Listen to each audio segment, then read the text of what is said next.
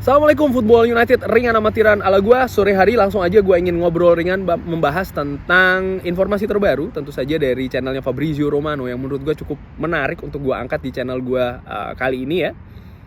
Sebelumnya gue ucapkan terima kasih nih Sobat Football United yang ya setia menyempatkan waktunya untuk nonton konten-konten gue ya. Likes-nya, komennya, kritiknya, mohon maaf kalau belum bisa gue balas satu persatu karena ya Masya Allah Alhamdulillah banyak sekali yang komen. Jadi ya mohon maaf ya karena waktu gue juga terbatas, tapi sekali lagi terima kasih banyak. Oke, langsung aja di channel Fabrizio Romano ini mengabarkan kalau ternyata cerita di balik layar kegiatan bursa transfer Manchester United ini cukup mengejutkan, di mana 2 minggu terakhir sebelum ditutup bursa transfer ini ada 15 pemain, bahkan lebih dari 15 pemain ini yang dikait-kaitkan dengan Manchester United, baik itu secara langsung maupun secara tidak langsung. Oke, langsung aja. Sekitar tanggal 15 Agustus ya, ini ada 2 pemain yang bukan hanya didekati tapi juga sedang diproses oleh Manchester United. Setelah keadaan buntu dari Frenkie de Jong ya, dan juga situasi sulit dari Anthony dengan Ajax, 2 pemain yaitu adalah Adrian Rabiot dan juga Marko Arnautovic ini diproses oleh Manchester United.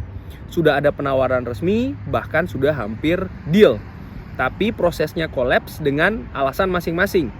Adrian Rabiot gajinya terlalu tinggi dan Manchester United tidak mau memenuhinya ya, dan untuk Arnautovic adalah penolakan fans yang cukup keras, sehingga akhirnya manajemen memutuskan untuk tidak melanjutkan proses transfer dari Marko Arnautovic. Setelahnya dikabarkan oleh Fabrizio Romano ada lebih dari 15 pemain yang ditawarkan ke Manchester United, dikaitkan dengan Manchester United. Disebutkan nama-namanya ya, langsung Memphis Depay ini juga ada, lalu Moises Caicedo untuk lini tengah setelah deal Adrian Rabiot ini kolaps juga dipertimbangkan. Leandro Paredes juga diperbincangkan sebagai pengganti Rabiot juga ya. Jadi Leandro Paredes ini walau akhirnya sang pemain ini sekarang akhirnya sepakat pindah ke Juventus ya. Lalu Weston McKennie juga demikian, tapi Manchester United tertarik dengan tipe pemain lain. Selain posisi tengah, posisi winger yang dicari oleh Manchester United ini juga demikian. Posisi winger ini ya situasi Anthony yang masih belum jelas.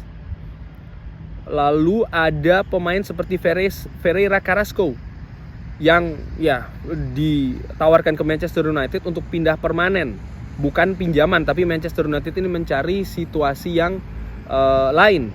Christian Pulisic juga demikian diperbincangkan ya, tapi Chelsea ingin pindah permanen, tapi Manchester United ini ternyata ingin pinjaman saja. Hirving Lozano pun juga ditawarkan. Nah, ini pendapat gue tentang Ferreira Carrasco dan juga Christian Pulisic. Kenapa sih Manchester United ingin pinjam? Nampaknya pemain ini mungkin belum bisa meyakinkan ya tim kepelatihan Manchester United, utamanya Erik ten Hag, sehingga mereka tidak mau ngambil resiko dengan membeli, inginnya pinjam dulu.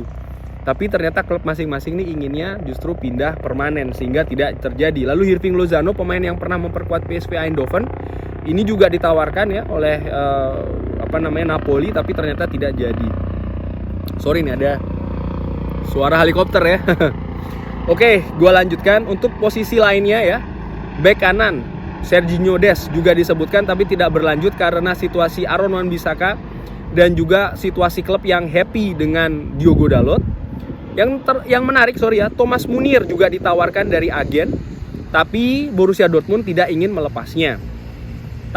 Jadi total ini menurut Fabrizio Romano ada 15 pemain, bahkan lebih dari 15 pemain yang ditawarkan, yang dikaitkan dengan Manchester United, sangat banyak dan juga sangat sibuk di 2 minggu terakhir sebelum bursa transfer ditutup. Kredit ya, tapi kredit ini diberikan Fabrizio Romano ke manajemen Manchester United. Sekali lagi, Fabrizio Romano dengan pengalaman di bidang atau area transfer pemain ya, ini memuji, maksudnya ya kalau gue yang memuji mungkin gue siapalah gue begitu, tapi ini Fabrizio Romano memberikan kredit, memberikan poin, memberikan pujian ke manajemen Manchester United yang di 2 minggu terakhir ini tidak panik, tetap bergerak tapi dengan tindakan yang terukur, karena situasi yang berat dan sulit bisa saja memancing manajemen untuk ya mengambil pemain 1 dari 2 atau bahkan lebih dari 15 pemain yang ditawarkan ya. Karena situasinya ya waktu semakin sempit, tapi tim butuh penambahan kualitas dan tentu saja untuk mendatangkan pemain yang tepat ini menurut Erik ten Hag ya, tentunya ini juga merupakan tantangan tersendiri. Namun manajemen Manchester United ini tidak terburu-buru dalam waktu yang sempit dengan tawaran yang cukup banyak, tidak terburu-buru mengambil keputusan. Akhirnya manajemen Manchester United berhasil mendatangkan pemain sekelas Casemiro dan juga Anthony. Walau tentu saja Anthony datang dengan harga yang sangat tinggi, tapi akhirnya manajemen happy, Erik ten Hag juga happy ya, demikian. Sekarang ini tinggal pemain-pemain baru tersebut ini diproses secara internal untuk bisa berintegrasi ke sistem permainan Manchester United di bawah asuhan Erik ten Hag tentunya. Bahkan Fabrizio Romano juga memuji dengan mengatakan smart move dari manajemen manajemen Manchester United, atau ya tindakan yang cerdik. Menurut pendapat gue bagaimana? Memang masih belum menyeluruh ya pemain yang didatangkan oleh manajemen Manchester United yang diinginkan oleh Erik ten Hag. Contohnya adalah Frenkie de Jong yang gagal ya kan. Lalu ada juga bagaimana tindakan manajemen yang juga punya plan B, contohnya untuk Anthony.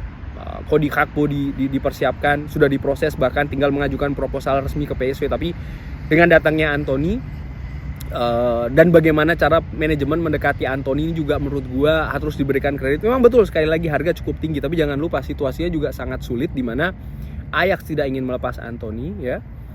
Manchester United spesifik, Erik ten Hag secara spesifik inginnya Anthony, sehingga situasi seperti ini yang mengakibatkan harga itu sampai ya bahkan 100 juta. Tapi akhirnya memang Anthony ini bisa datang, pemain pun juga happy, manajemen happy, Ajax pun mungkin juga iya ya, karena mendapatkan uang dengan cukup banyak.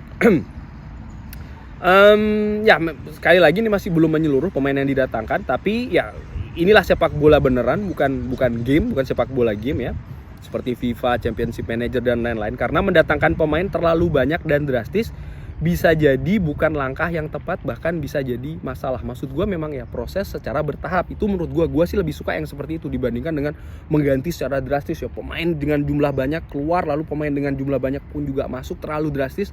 Menurut gue ini juga tidak sehat. Ya gue sih lebih suka dengan amatiran ala gue, subjektifnya gue, dengan yang setahap demi setahap, perlahan demi perlahan. Erik ten Hag juga butuh menilai pemain yang sudah ada, bagaimana bisa dimaksimalkan, bagaimana bisa bermain dengan atau dipacu ya, ditingkatkan lagi kapasitas permainannya.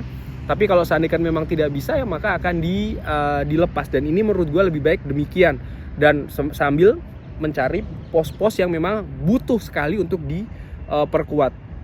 Faktor Erik ten Hag menurut gue penting ya, dan sekali lagi pembangunan tim ini ada yang namanya proses, termasuk proses melepas dan juga mendatangkan pemain baru yang harus pas timingnya, harus pas juga prosesnya, harus pas segala-galanya, kurang lebih demikian. Dan ya sekali lagi sih gue pernah bahas juga, memang masih belum sempurna, tapi apa yang dilakukan manajemen Manchester United musim ini juga berbeda dengan musim-musim sebelumnya.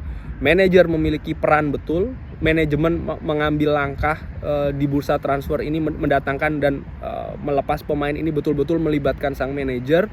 Bahkan pemain yang didatangkan ini sebagian besar menurut gue atau bahkan seluruhnya ini sesuai dengan apa yang diminta oleh Erik ten Hag. Dan ini bisa dilihat implikasinya, efeknya adalah mereka bisa bermain dengan kontribusi yang maksimal. Lisandro Martinez, Tyrell Malacia, Anthony ya kan, pun juga seorang Casemiro, gue yakin juga akan bisa berintegrasi dengan bagus. Kenapa? Karena sang manajer lah yang memberikan rekomendasi secara langsung, dan manajemen bergerak berdasarkan hal tersebut. Jadi menurut gue ini harus diberikan kredit di tengah sempitnya waktu ya, artinya 2 minggu terakhir kan dikatakan oleh Fabrizio Romano, di sempitnya waktu dan di banyaknya tawaran pemain yang datang ke Manchester United. Kalau tidak kuat dalam tanda kutip demikian ya, tidak benar-benar memegang komitmen, manajemen ini bergerak berdasarkan sang manajer, artinya sang Erik ten Hag, maka bukan tidak mungkin manajemen akan mengambil 1, 2 atau bahkan 3 dari pemain-pemain yang ditawarkan. Karena pemain yang ditawarkan ini secara di atas kertas ya merupakan pemain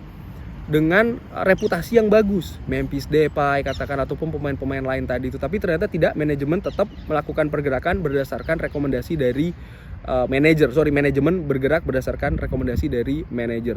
Kurang lebih demikian. Bagaimana menurut Sobat Football United dari kabar Fabrizio Romano, lebih dari 15 pemain ya. Namun ternyata langkah yang diambil tidak mengambil 15 itu, tetap dengan apa yang direkomendasikan oleh manajer. Drop di kolom komen. Terima kasih sudah menyaksikan. Jangan lupa like, share, dan juga subscribe. Sekali lagi terima kasih banyak ya komennya, likes-nya juga. Wassalamualaikum warahmatullahi wabarakatuh. Sehat-sehat terus sekeluarga.